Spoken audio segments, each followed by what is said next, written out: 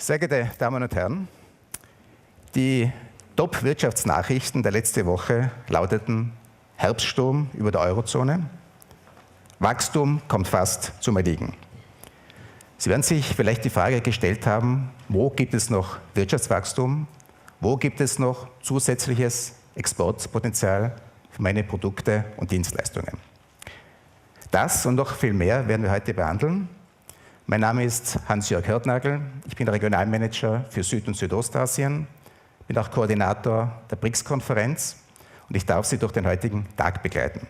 Herzlich willkommen bei der BRICS-Konferenz 2014.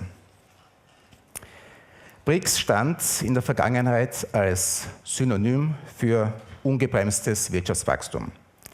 Entsprechend haben sich auch die österreichischen Exporte entwickelt. Der Anteil der österreichischen Exporte in die BRICS-Staaten hat sich in 10 Jahren verdoppelt, auf knapp 7%. Diese Zeiten scheinen vorbei zu sein. Von den BRICS-Ländern weist lediglich China ein überdurchschnittliches Wachstum von mehr als 7% auf. Schauen wir nun über den Atlantik in den NAFTA-Raum. Unsere Exporte in den NAFTA-Raum sind ebenfalls interessanterweise 7%. Das heißt, von unseren gesamten Exporten gehen 7% in den BRICS-Raum, weitere 7% in den NAFTA-Raum. Aber mit dem Unterschied, dass diese 7% in den letzten 10 Jahren in den NAFTA-Raum im Großen und Ganzen gleich geblieben sind. Die USA erleben derzeit einen enormen Wirtschaftsaufschwung. Für 2015 ist ein Wachstum von 3% prognostiziert. Das ist die Ausgangssituation. Wie schaut nun die zukünftige mittel- und langfristige Entwicklung aus? Gibt es eine Wiederholung des erfolgreichen BRICS-Jahrzehnts? Liegen vielleicht Ihre zukünftigen Märkte verstärkt im NAFTA-Raum? Kann man die Bereiche BRICS, NAFTA überhaupt vergleichen oder sind das völlig unterschiedliche Wachstumsentwicklungsmodelle? Das werden unsere Podiumsgäste heute diskutieren. Deshalb auch der Titel BRICS versus NAFTA.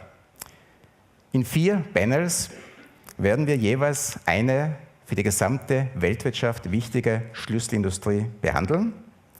Den Abschluss heute bildet um 4:45 und so lange sollten Sie heute aushalten, eine Horizonte-Veranstaltung, wo wir makroökonomische Trends behandeln werden.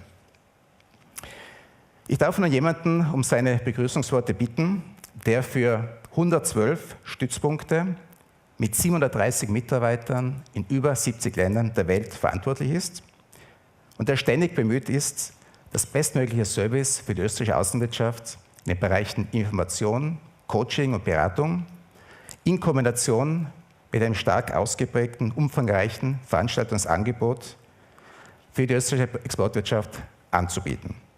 Ich darf nun den Leiter der Außenwirtschaft Austria aufs Podium bitten, Dr. Walter Korren.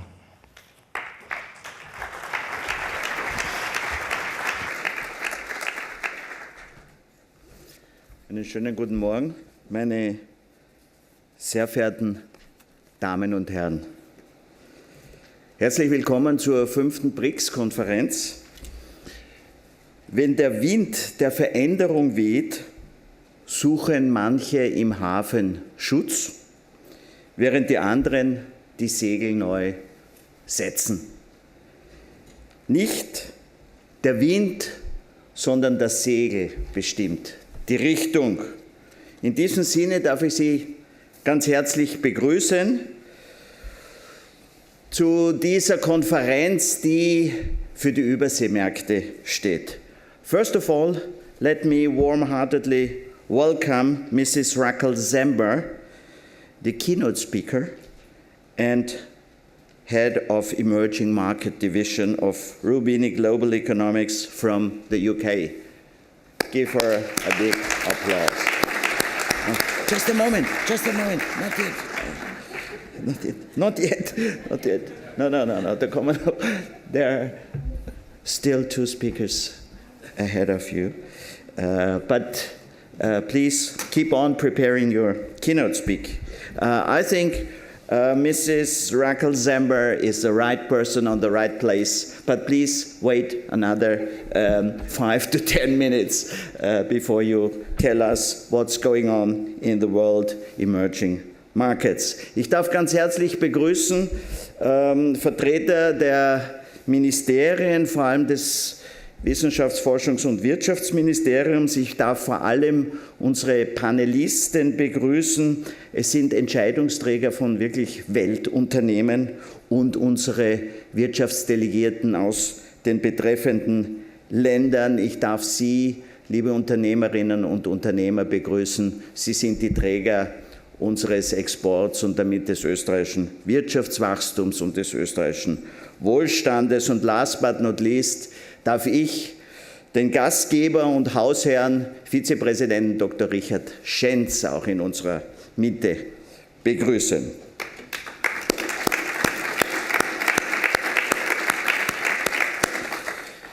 BRICS, und der Kollege Hans-Jörg Hörtnagel hat das schon kurz erwähnt, steht einerseits für die 5 Länder, aber ist auf der anderen Seite das Synonym für Emerging Markets.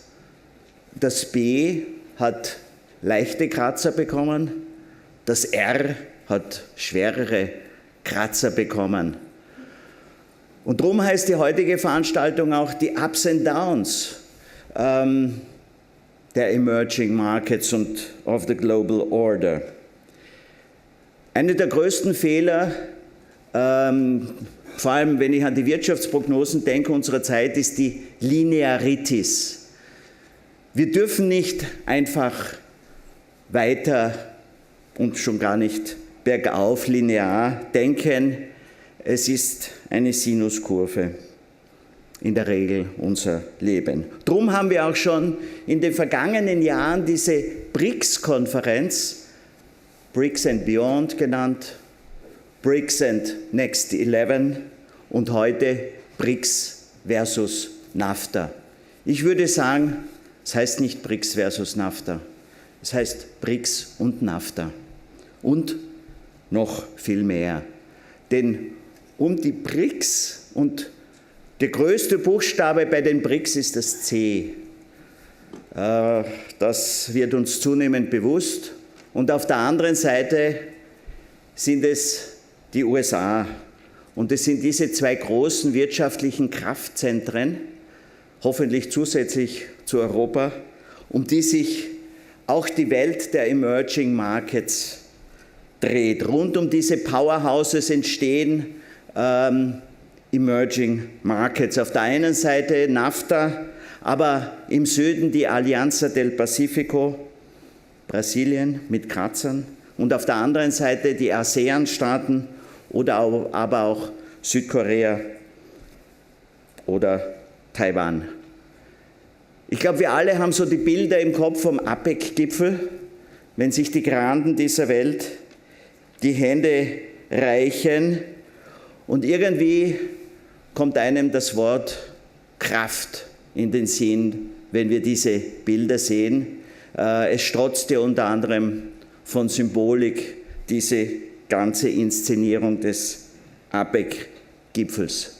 Wir in Europa ergehen uns in der Revision von Wirtschaftsprognosen. Auf der einen Seite gibt es Dynamik. Wir sprechen in Europa hoffentlich nicht mehr lange von Stillstand. Dort werden die großen Linien gezeichnet. Wir gehen uns in Details und verheddern uns in Regelwerken. Wenn ich an die USA denke, dann fällt mir das Wort Trial oder die 2 Worte Trial und Error ein. Und wenn ich an beide Kraftzentren denke, dann denke ich an Entrepreneurial Spirit. Nicht umsonst sind die USA Forschungsweltmeister. Wir setzten uns große Ziele, Stichwort 2010, wettbewerbsfähigste Wirtschaftsraum der Welt. Nur wir erreichen es nicht, weil wir sind zwar super Analytiker, aber die anderen sind die Umsetzer. Just do it ist nicht von ungefähr ein Slogan einer US-amerikanischen Firma.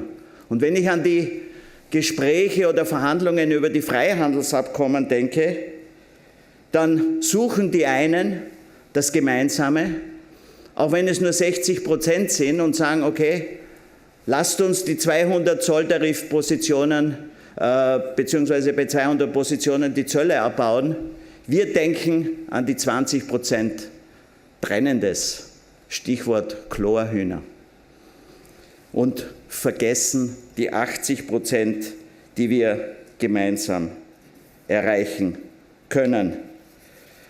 Es ist nicht so schlimm bestellt um Europa, meine sehr verehrten Damen und Herren, vor allem auch nicht um Österreich. Und das beste Beispiel sind unsere Nischenweltmeister, die Champions, manchmal hidden, manchmal sehr public. Folgen Sie dem Beispiel unserer österreichischen Nischenweltmeister, die auch abgesehen von Europa 2 Standbeine aufstellen, nämlich eins in Asien in der Präsenz und eins in Amerika. Setzen wir die Segel neu und brechen wir auf zu neuen Ufern über den europäischen Tellerrand hinaus. Alles Gute für diese Veranstaltung, und ich darf nun nochmal unseren Herrn Vizepräsidenten Dr. Richard Schenz ans Podium bitten und um seine Eröffnungsworte bitten. Dankeschön.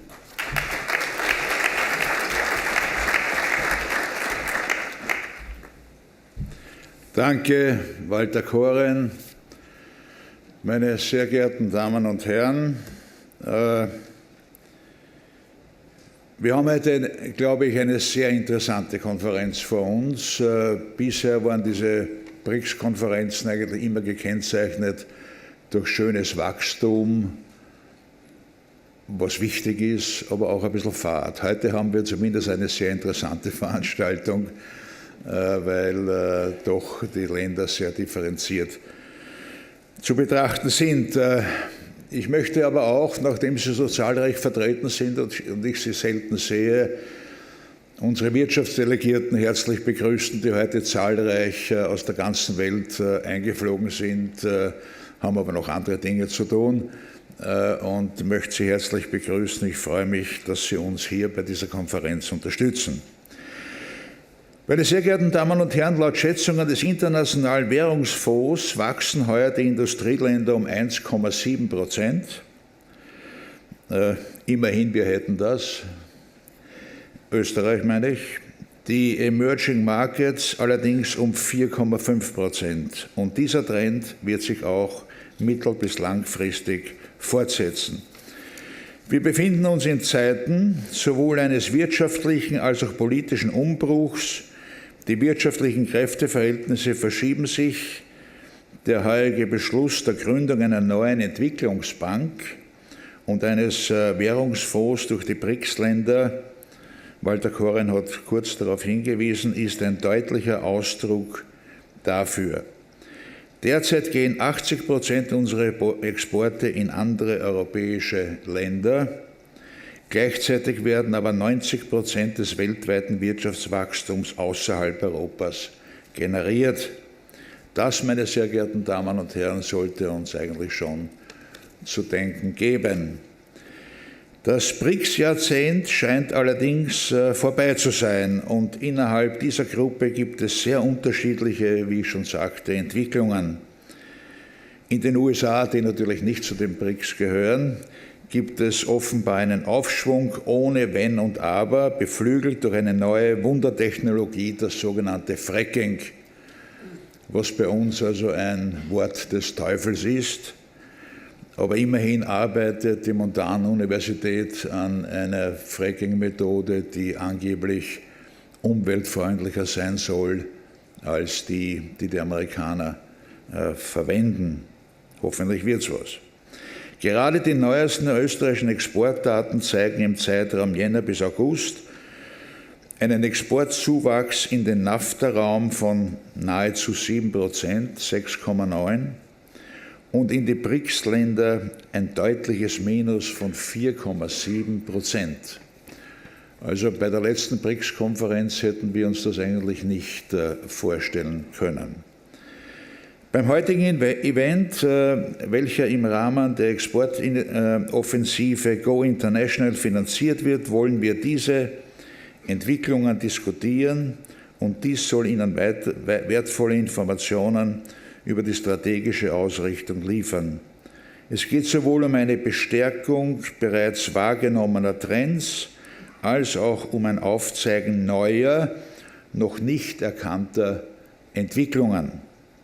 Dabei haben wir folgende 4 weltweite Schlüsselindustrien ausgewählt: die Luftfahrtindustrie, die Informations- und Kommunikationstechnologie, die Energie- und Rohstoffe sowie die Automobilindustrie. Ich glaube, wir haben da sehr wichtige Sektoren der Wirtschaft ausgewählt und vor allem auch interessante.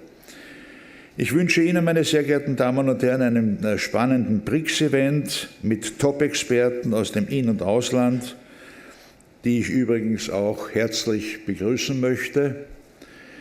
Wir wissen, wie hart Sie als Vertreter unserer Exportunternehmen auf den Weltmärkten tagtäglich Spitzenleistungen erbringen und sich im harten internationalen Umfeld gegen schärfste Konkurrenz durchsetzen. Ich erlebe das fallweise, wenn ich Wirtschaftsdelegationen begleite und sehe, mit welcher Konsequenz und welcher Disziplin unsere Unternehmervertreter versuchen, Geschäfte an Land zu ziehen.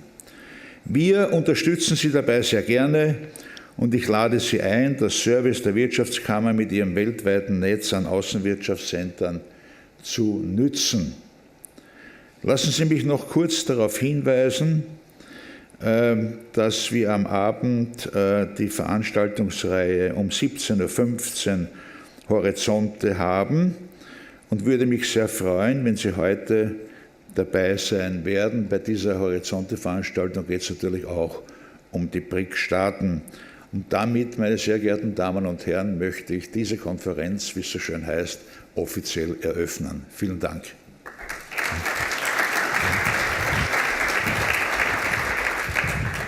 Vielen Dank, Vizepräsident Jens, für die offizielle Eröffnung. Meine Damen und Herren, Sie haben es sicher bemerkt, wir haben ein paar Neuerungen betreffend Kommunikation. Die heutige Veranstaltung, das heißt die Eröffnung und die Keynote Speech, wird per Livestream übertragen. Und das Video ist für Sie ab nächster Woche auch im Internet abrufbar, und zwar unter der Adresse wkod/Außenwirtschaft/BRICS. Sie haben die Adresse auch in Ihrem Veranstaltungsprogramm. Weiter haben Sie auch die Möglichkeit, per Twitter mit uns kommunizieren, und zwar unter Hashtag BRICS-NAFTA können Sie uns posten. Wir freuen uns sehr für Ihre Kommentare und Sie haben später auch bei den Banners Möglichkeit, per Twitter uns Fragen zu stellen. Die Adresse war oben, haben wir vorher gesehen. Also Sie sehen hier auch die Twitter-Wand. Wenn Sie das WLAN der Wirtschaftskammer benutzen möchten, das Benutzer-Kennwort und Passwort ist entweder Gast auf Deutsch oder Gäste auf Englisch. Wir kommen nun zu unserer heurigen Keynote Speech. Das wurde bereits angekündigt. Sie ist eine führende Wirtschaftsexpertin, sie ist auch eine Buchautorin, beschäftigt sich mit weltweiten Trends, fokussiert auf Emerging Markets. Und vielleicht haben Sie sie schon gesehen, sie ist eine sehr gesuchte Interviewpartnerin internationaler Medien wie Bloomberg, CNBC, Financial Times und dem Wall Street Journal. Gestern aus London extra angereist für diesen Event. Please give a warm welcome to Rachel Ziemba. Oh, thank you.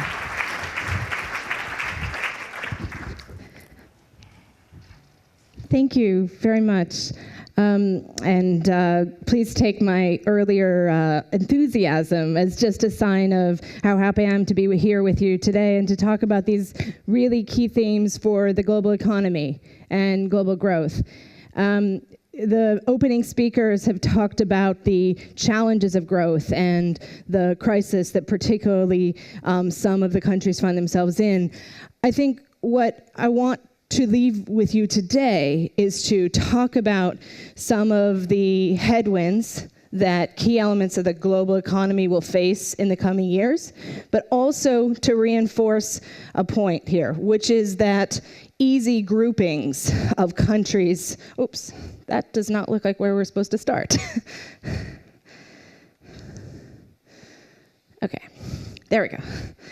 but that easy groupings of the global economy, BRICS, even other groups may be helpful in early screening, but that one also needs to look very closely about what the drivers of growth are in each country, and particularly the sectors that are going to benefit. Now, I'm not a sectoral expert. There will be many people speaking on panels later today that will be able to identify it. All I can say is that in an environment of weaker global growth going forward, perhaps healthier and less leveraged and credit-fueled growth going forward, the composition of growth and trade patterns will become more important.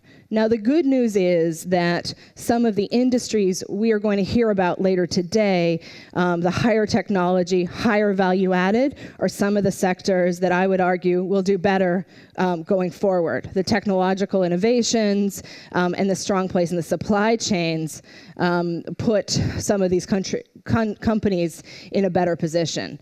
But what I'm going to talk about today is, in particular, trying to identify the countries that are, on the one hand, most exposed to the growth trends, but also identify those countries, including at least one of the BRICS, that is actually on a reform trajectory.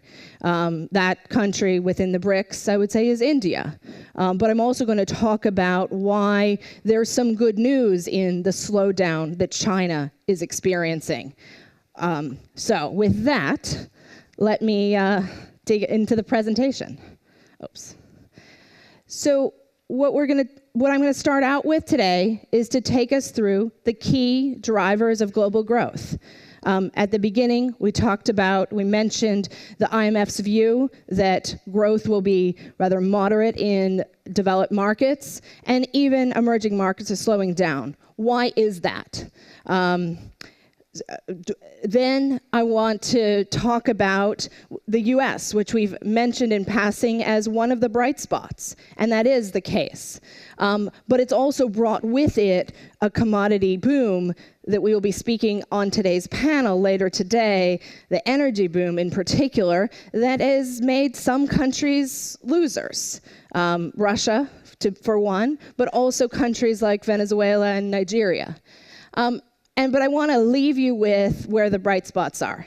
I work for Roubini Global Economics. Our chairman, Nouriel Roubini, is often known for predicting crises and for seeing some of the crises that may be materializing beyond the way. We like to think of ourselves, though, as realists, thinking about the upsides and the downsides. And what I want to make sure to leave you with today is perhaps some cautious optimism on the parts of the global economy that are recovering, the parts of the global economy that are taking this opportunity of liquidity provision to set themselves up for stronger growth. So just to begin with, I want to look at the global economy, and over the 10-year period going forward, gaze into the crystal ball. I hope in 2022 you won't all call me back here and say, Rachel, your numbers have changed. But we see a global economy in which, across almost all major regions, growth will be lower 5 years from now than it was in the 5 years before the financial crisis. And in some regions, including emerging Europe, a very broad group of countries that includes Turkey and Russia, as well as Central and Eastern Europe, growth will be much lower. But we do see some standouts and stronger countries and regions. Latin America, for one. And part of that has to do with the story we will no doubt be hearing later today of Mexico.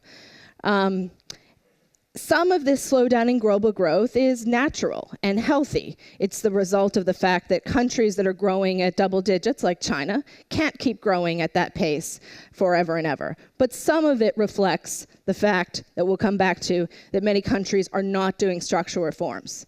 They've used the easy sources of growth, and now some of the harder work is before them. And I should mention that there will be plenty of time to take your questions at the end of this talk via Twitter. As you may see, I'm also on Twitter. Please feel free. Anything that I say today that sparks your interest, there will be plenty of time to answer those questions. So let me start with some of these 4 elements of the pillars, shall we say, of the global economy. And I'm going to start with some of those that people have pointed to as crumbling or more lackluster, what the IMF perhaps recently has called mediocre. I think that's a bit of a tough criticism, but one of the key elements for particularly Europe, but also for Japan, is that the policy mix is tilted towards exports being the primary driver of growth. Now, in theory, that could be a good policy. The problem is every country around the world is trying to export more, and very few countries are trying to look at and increase aggregate demand that in turn will fuel more exports. So here we have our updated forecasts for Germany and for Japan. I pulled these out because these are 2 large economies where the consensus expectations for growth in the next few years have been revised down sharply. Now that has a lot to do with a weaker export performance. Now in Germany's case, much of the disappointment in exports has come from the BRICS, one of the focuses of our discussion today. That has to do with, of course, a series of negative outcomes in Russia, where you have a perfect storm of weak growth, bad economic policies that started over a period of years, and then have been exacerbated by geopolitical risks and sanctions. We can come back to Russia later. But I think more significantly, it's about the change in growth patterns in China and the fact that if anything, we'll come to this in a moment, if anything, Chinese companies are deepening their own supply chains and importing fewer products. So if we're telling, and I think, but the bigger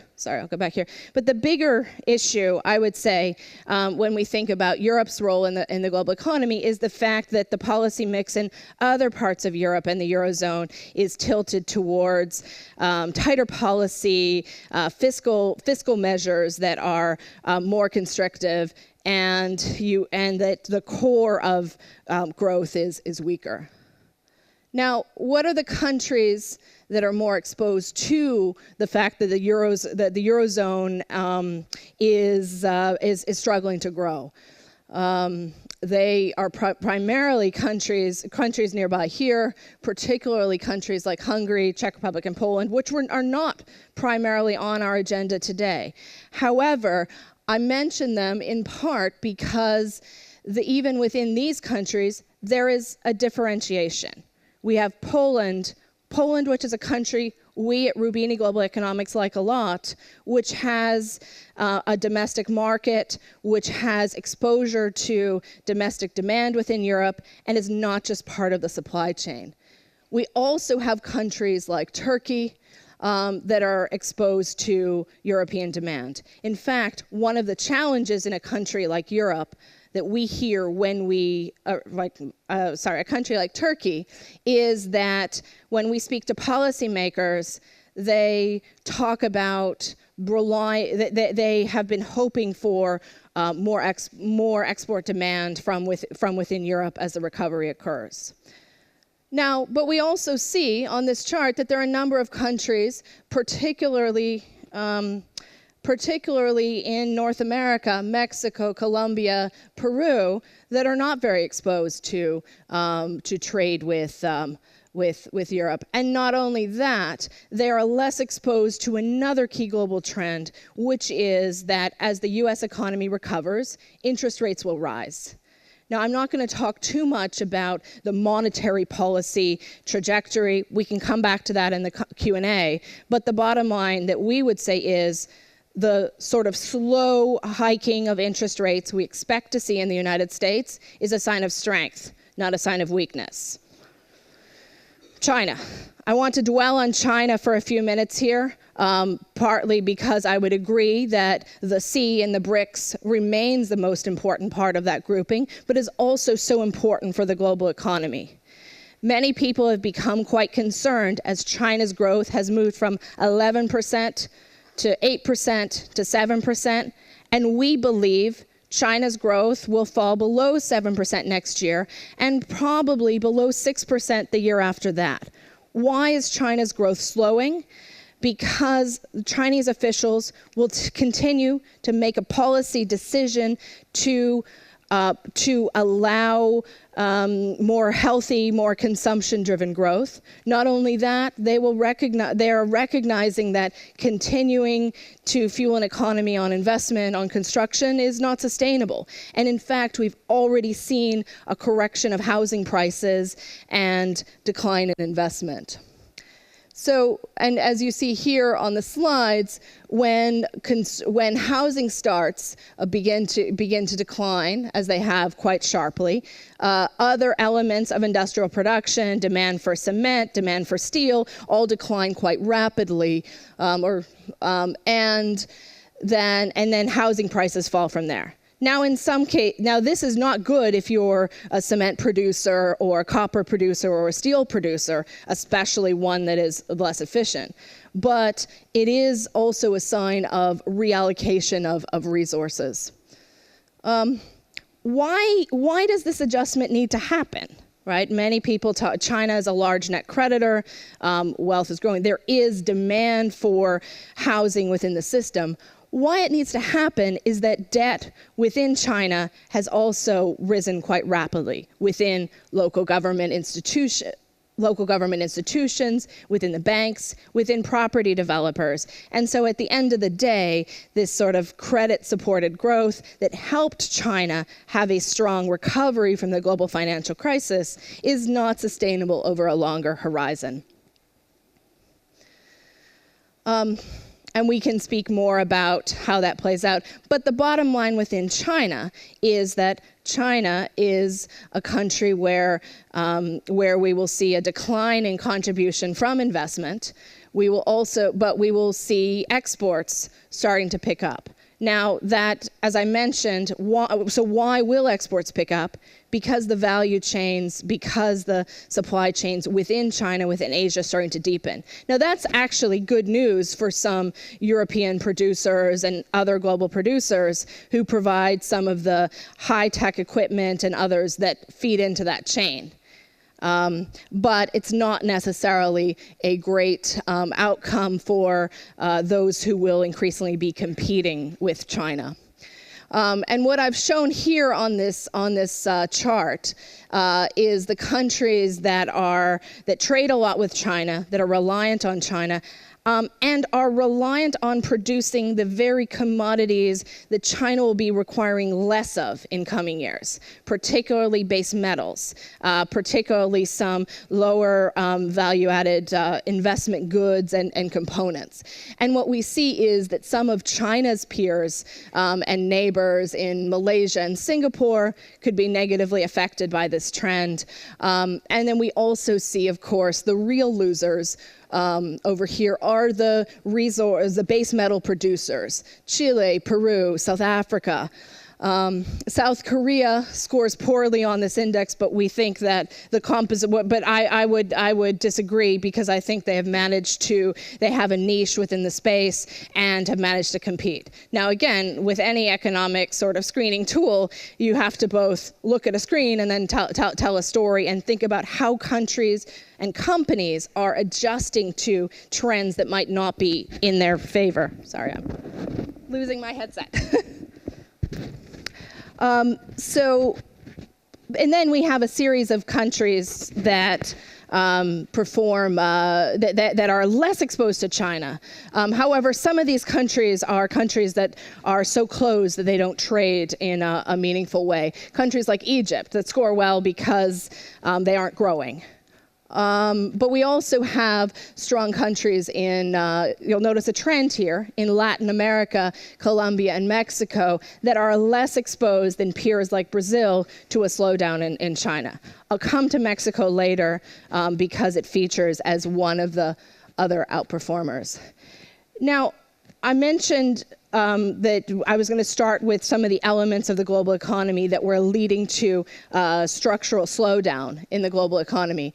Now that includes also some of the other BRIC countries, particularly Brazil.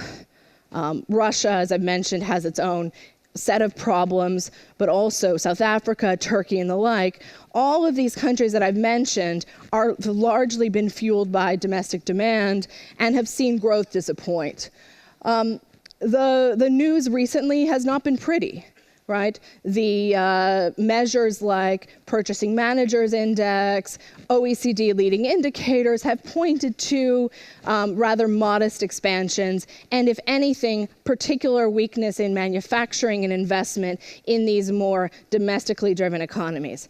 Now, why is that the case? Well, partly a weaker trade environment on a global level, but also the fact that some of these countries, many of these countries have underinvested and have infrastructure shortfalls, and that keeps them in a position of needing to, that keeps them in a position of a boom and bust cycle in which as growth picks up, inflation picks up. And then central banks hike monetary policy, and then growth slows down. So ultimately, this lack of investment should, over time, provide an opportunity. Now, globally, lately, we've been talking a lot about a lack of price pressures. And the story I've told so far would point in the direction of limited price pressures. We see commodity prices coming and remaining under pressure. We see a lot of slack in labor markets, particularly in advanced economies. There are only a few countries in the global economy, and I leave aside basket cases like Argentina and Venezuela, but there are only a few large emerging markets that have meaningful inflation issues. And even those, in countries like Brazil, for example, we see inflation as anchored at a higher level. But here's the real sort of crux of the challenge, which is that final demand, private consumption in the global economy is still really driven by the United States, and we still have between them Western Europe and Japan providing a significant share. Now the good news is that final consumption is rising in China and is somewhat rising in other emerging markets. And if one extended out this chart to include forecasts out to 2016, we would see a bit of leveling off in all of these regions. But ultimately, the challenge, I would say, is that consumption cannot grow as quickly if the investment side of the picture doesn't occur, particularly on the infrastructure side. As I've said, the capacity constraints that result from non-investment in infrastructure, in turn, add inflationary pressures, create deadlock, create challenges for businesses operating in these countries. They also create opportunities if you have long-term visions and ability to implement them. But here, at the crux of it, we see a story where across the emerging world in particular, if our maybe pessimistic forecasts are right, investment will slow down meaningfully across the global economy. It will be weaker than in the half decade that preceded the financial crisis. Now, a large part of that is a healthy slowdown in investment from China. I just said 5 minutes ago that China will have to invest less. But what worries me about the global economy is also that these other countries, which we see over here on the left-hand side, are also continuing to invest less. Russia, Turkey, Brazil, South Africa. And the slowdowns that we've seen, particularly in countries like Brazil and South Africa over the last year, have been largely about investment disappointments. And one of the things that worries me going forward is that policymakers in these countries who are looking to retain short-term financial capital may make decisions in the short term such as delaying public investment or delaying public-private partnerships in order to make their government spending look smaller. And that's negative for long-term growth. So let me turn to something positive. Let me say, where are the drivers going to come from in this context? There's been a lot of talk about the U.S. and how growth is accelerating there, and we are of the view that the U.S. will grow at about 3% next year.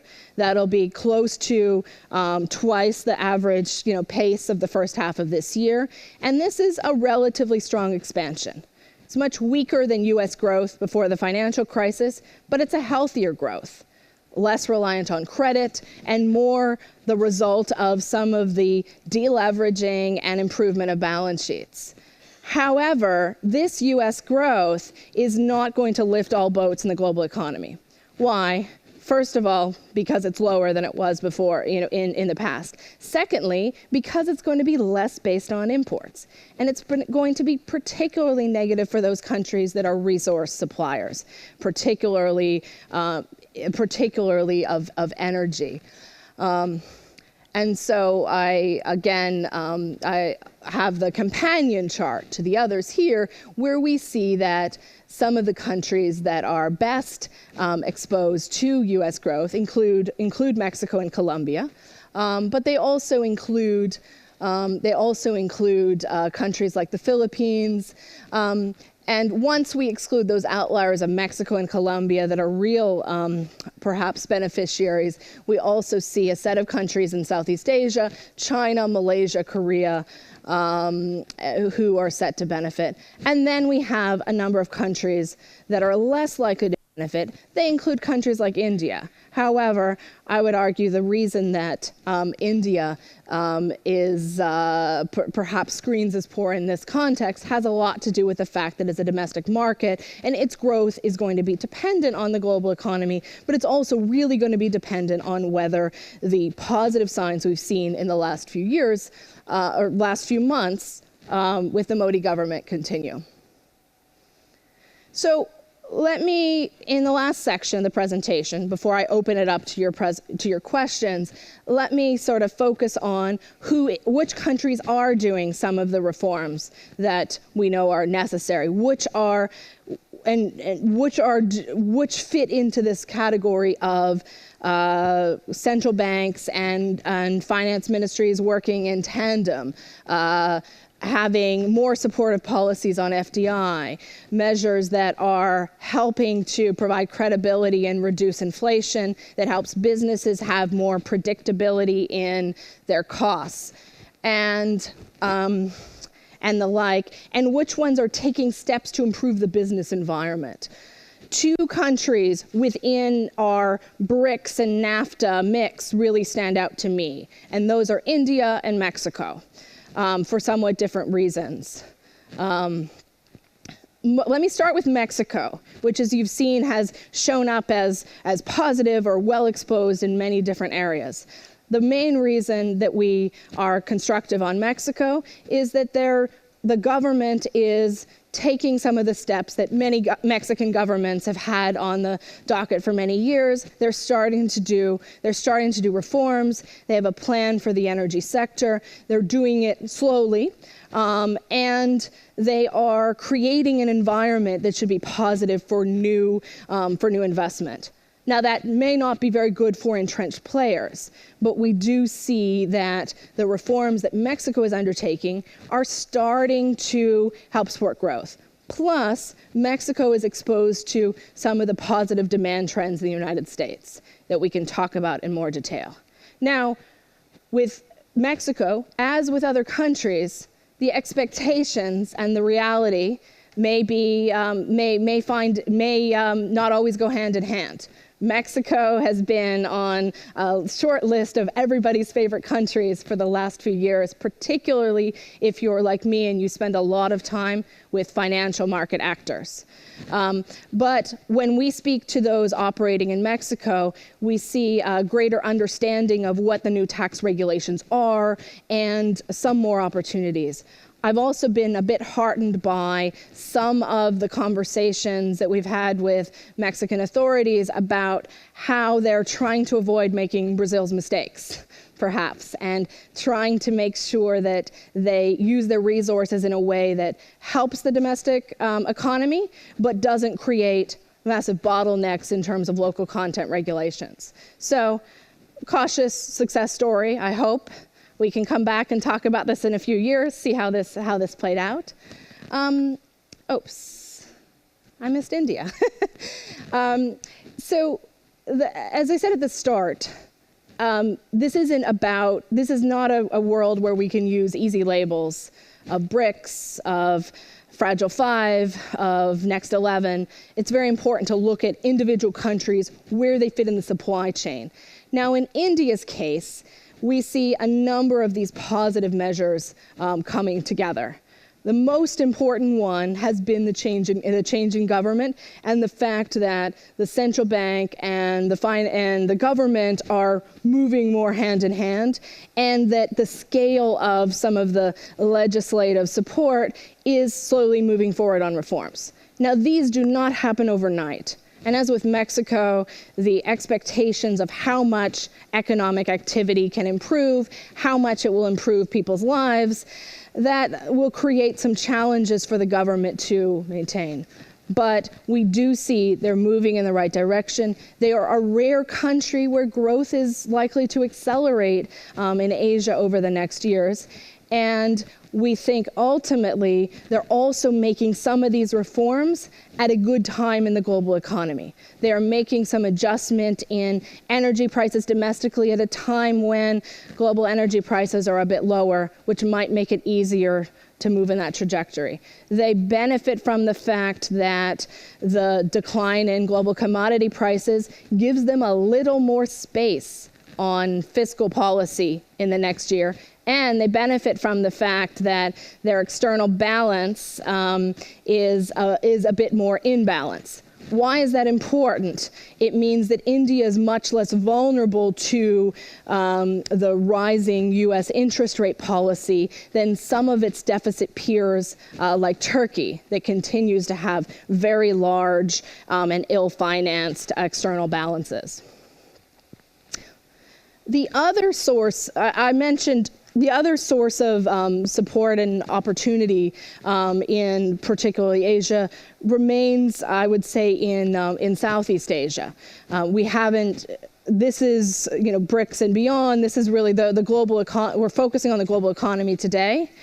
One of the trends we expect to see, that as the Bank of Japan provides more support in an attempt to reflate elements of the Japanese economy, we actually think that it may be some of the Southeast Asian producers in Japan's supply chain that benefit more, as there is more incentive to invest in these countries.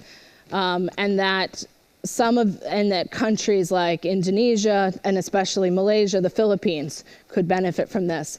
I can speak in more detail about this chart and this things later, but suffices to say that 10 is the highest positive exposure to Japanese demand and export patterns, and as you head towards 0, it's lower. So let me conclude, before I open it up to your questions, with just another summary of where we expect to see growth going over the next couple of years.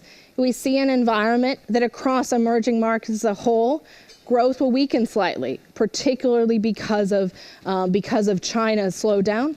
But we see Asia still growing strongly.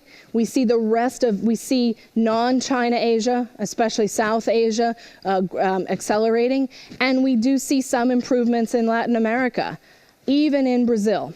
Now, of course, in some countries, things have gotten so bad that we think the policies are starting to improve, will improve, and the past tightening of policies will bring some benefits.